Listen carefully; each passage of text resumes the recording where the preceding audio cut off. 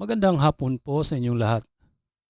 Narito na po ang resulta ng Lotto ngayong 5 p.m. draw, June 20, 2026 para sa mga games na 2D Lotto at 3D Lotto. Para sa 2D Lotto, ito po ang mga winning numbers: 29 and 15 in exact order.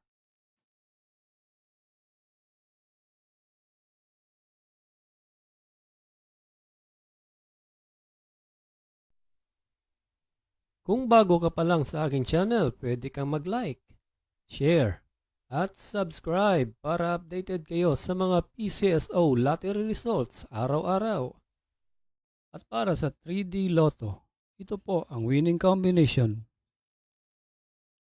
5, 0, and 2 in exact order.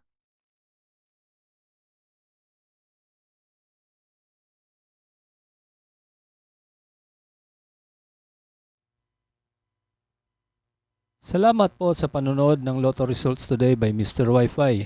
Good luck at maglaro ng responsable. Huwag kalimutang mag-like, share at subscribe. Hanggang sa muli, paalam po sa inyong lahat.